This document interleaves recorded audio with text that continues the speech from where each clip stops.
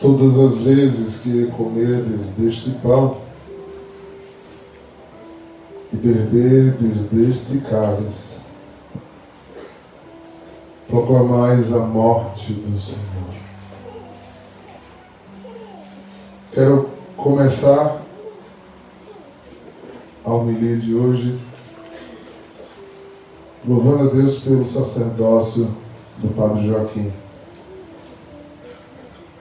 que junto com a Eucaristia surge esta vocação de ser persona Cristo. Que esse Deus ao qual o Senhor, pelo seu ofício, nos traz na mesa da Eucaristia, o sustente e o santifique cada dia mais. Saudar meus irmãos diáconos, comunidade católica em adoração e amigos. Inicia-se o tríduo da fé católica, vivendo toda esta memória, e não só a memória, como o experimento espiritual cabível de tudo que celebramos. Nós não celebramos símbolos, nós celebramos realidade. Outros cristãos celebram simbolicamente o que a gente celebra. Nós acreditamos literalmente na palavra de Deus, que nos diz: isto é o meu corpo, isto é o meu sangue. Podíamos fazer vários caminhos, mas hoje à tarde eu meditava e me prendeu muito essa fala de Jesus para iniciar minha pequena reflexão aqui. O versículo 3 do capítulo 13 do Evangelho de João diz: Jesus, sabendo que o Pai tinha colocado tudo em suas mãos, e que de Deus ele tinha saído e para Deus ele voltava,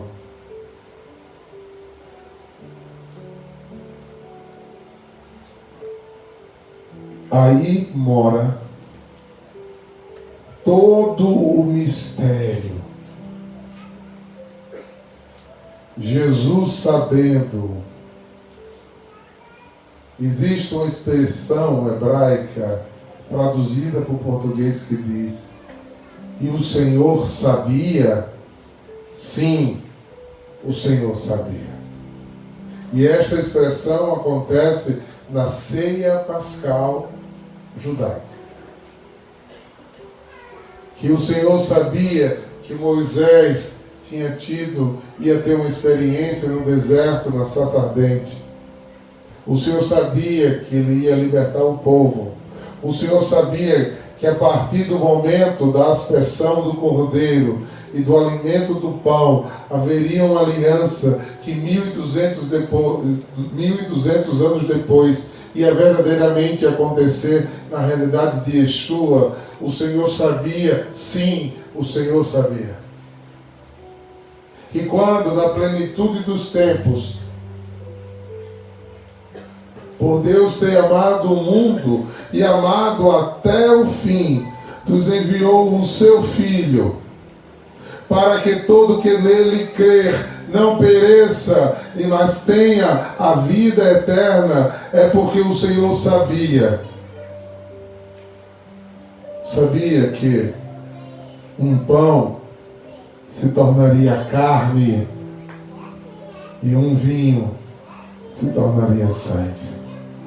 No capítulo 6 de João, Jesus interpela discípulos como nós e diz: se você não comer da minha carne e se você não beber do meu sangue, você não terá parte comigo. Mas todo aquele que comer da minha carne e beber do meu sangue, este permanecerá em mim, e eu nele.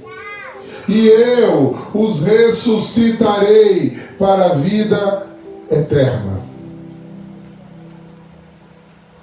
O que foi que há 2000 anos atrás os discípulos que ouviram isso, tendo tido uma cultura judaica onde o sangue era algo que não era saudável e contaminava, disseram: é dura estas palavras, não dá para compreender. Quantos católicos vocês conhecem que não compreendem isso também? Porque querem entender com a luz da razão humana. Mas fé é crer naquilo que não se vê. Meu Senhor e meu Deus disse que todas as vezes que nós tomássemos pão e tomasse vinho, em ação de graças, e ainda numa coisa maravilhosa e profunda, aqui eu junto com o segundo sacramento, uma ordem e um sopro e uma ordenação que Deus deu aos apóstolos, fazendo ele os sucessores dele, e assim sucessivamente na igreja fazendo outros sucessores. Hoje aqui um padre ordenado por um apóstolo lá atrás pronuncia essa mesma palavra em ação de graças sobre a epiclese do Espírito, ou seja, sobre a força do Espírito que sai do sacramento da ordem. O pão continua com gosto de pão, o vinho continua com gosto de vinho, mas está transubstanciado, está impregnado do transcendente de Deus, para a minha salvação e a sua, para que as nossas vidas sejam santificadas através dela. Veja, o Senhor sabia. Amanhã adentraremos no mistério mais profundo do que o Senhor sabia. O motivo pelo qual esse Senhor vai à cruz, vai ao Gólgota, vai ao Getsema, vai ao profundo da dor, para ressurgir. Mas antes de ir ao sacrifício, ele estava na festa. Bote uma coisa na sua cabeça: o entendimento de Deus não tem a lógica humana. Ninguém celebra festa para morrer. Existem culturas até que celebram a festa quando morre. Mas vamos marcar uma festa porque eu vou morrer. E não é qualquer festa. É a maior festa judaica. Não é qualquer festa. Se alguém teve a experiência de ir a uma festa judaica, sabe do que eu estou falando. Ela começa às 10 horas da noite. E ela termina mais ou menos entre 4 e 5 da manhã. Depende do presidente da festa. Durante ela se come pão, se come cordeiro, se come frutas, se come ervas amargas, se toma 4 taças e 250 ml de vinho. Eu saí zonzo. E o vinho judaico é muito mais forte que o vinho nosso. Ele tem a média de 18 graus. Eles cantam 16 salmos. Foi dentro da maior festa que aquele povo tinha, que Jesus disse, e a gente não vai ver aqui nesse texto, mas quando os outros sinóticos diz, e ele extremamente comovido: eu estou feliz, eu estou comovido em celebrar essa ceia com vocês, porque ele já tinha avisado. Quando ele pediu que Judas fosse fazer o que ele tinha de fazer, ele já tinha dito que queria celebrar essa passagem. Porque não era morte, era uma passagem. E peça que o Espírito Santo comece a implantar isso no seu coração. Nós que cremos, celebramos e comungamos o que vamos comungar daqui a pouco, não morremos. Nós passamos, nós adormecemos desta vida, abandonamos esse corpo cheio de colesterol, de diabetes, de osso ruído, de extremamente cheio de tecido adiposo. Esse é o meu caso, né? E entraremos em uma outra realidade de vida. E essa é eterna. Você crê nisso? Você crê nisso? Você entende isso? Eu não. Eu não preciso entender para crer. Eu não preciso. Pergunta ao seu irmão, você entende isso? Não. Não entendo. Como eu também, humanamente, não entendo como é que pão se transforma em Deus. Eu não entendo, mas eu não preciso entender. Eu preciso crer. Ou eu acredito em Jesus, ou o que eu estou fazendo aqui? Senão eu vou dizer como os judeus: ah, Yeshua é mais um profeta. Não. Jesus é o nosso Cristo. É o enviado do Pai.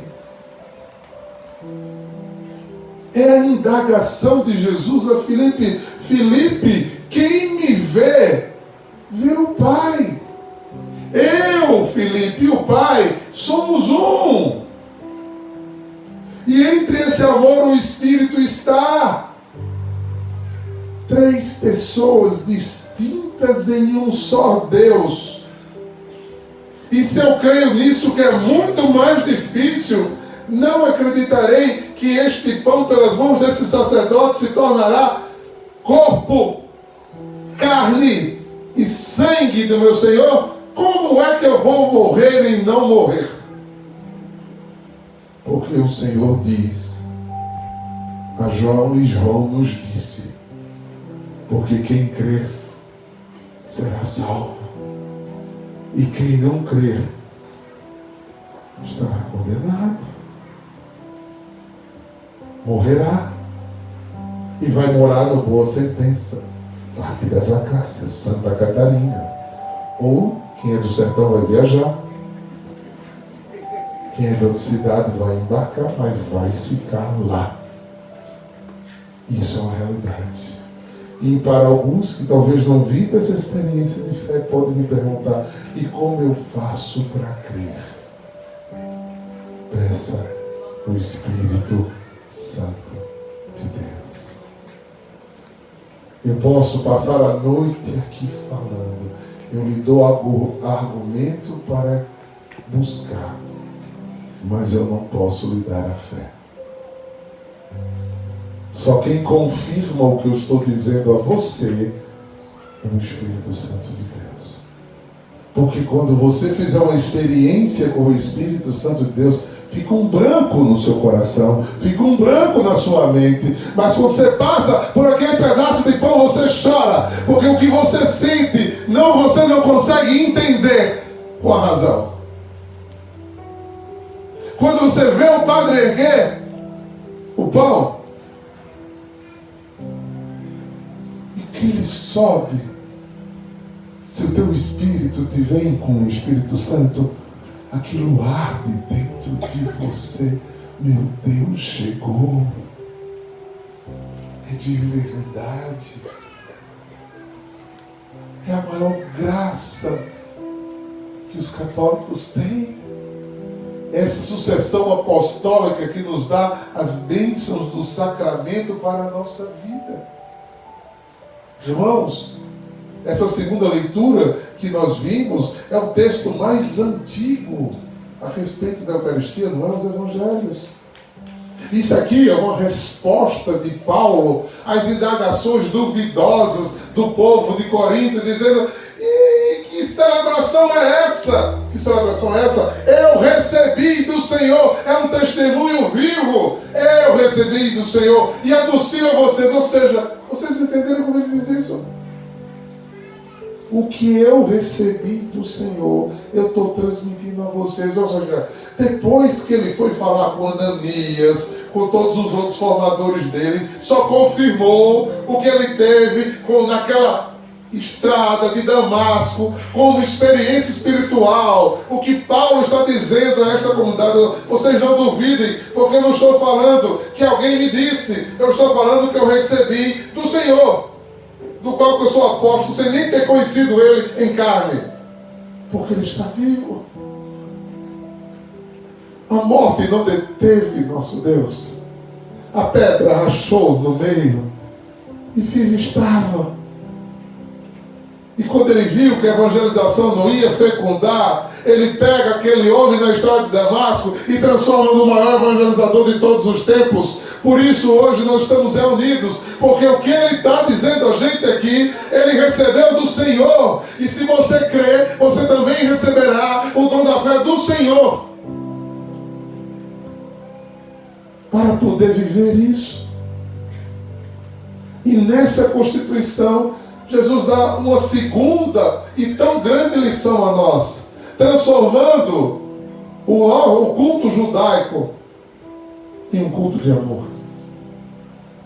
Porque o culto judaico era simplesmente uma memória de uma libertação que tinha acontecido, que tinha passado.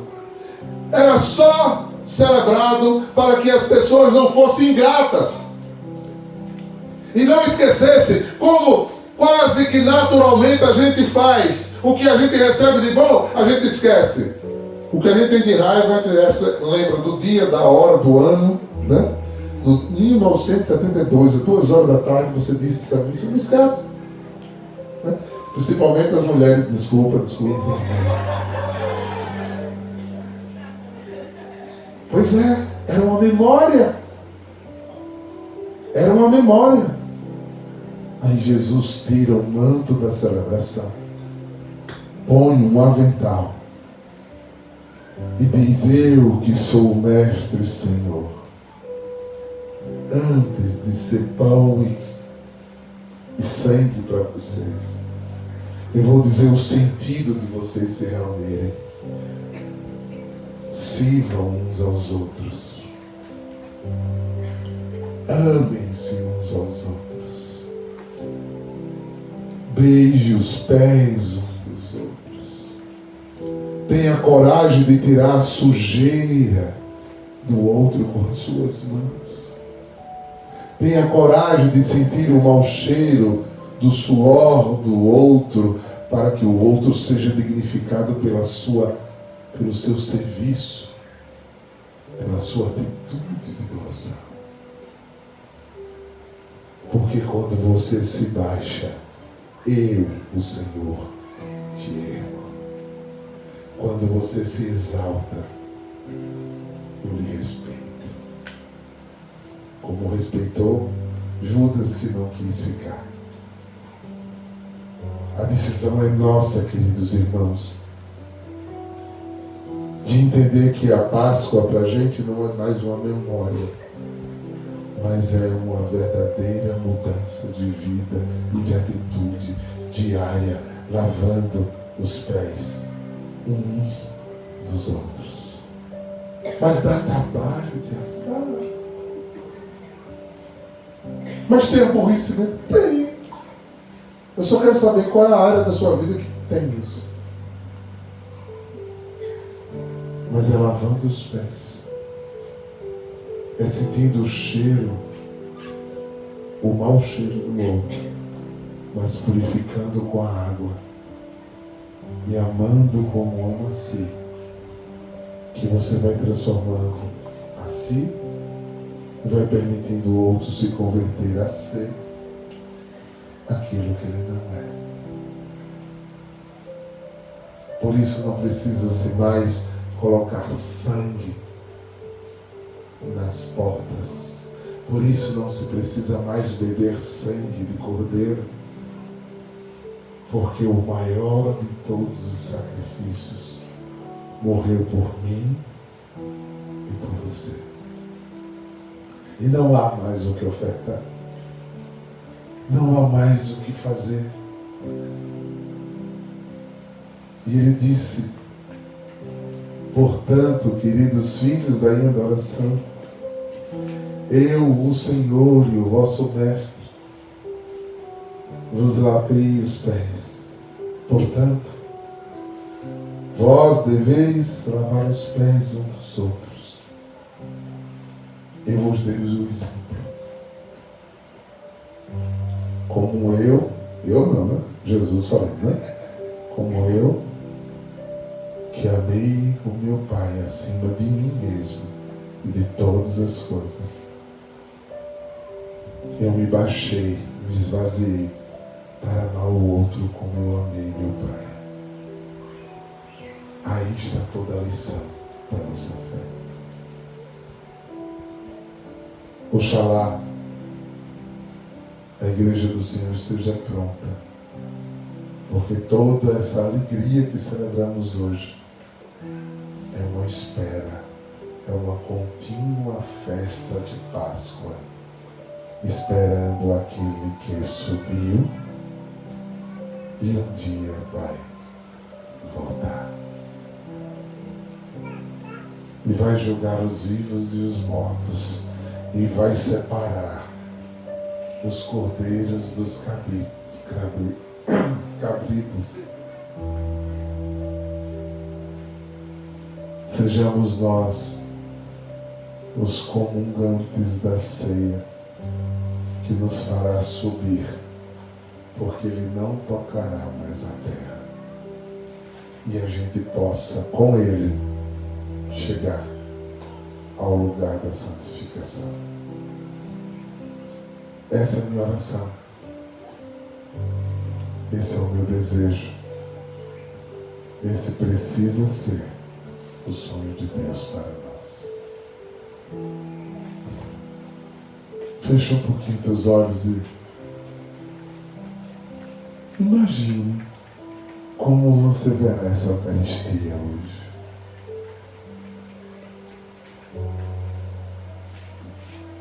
Deseje ver Deus de uma forma diferente.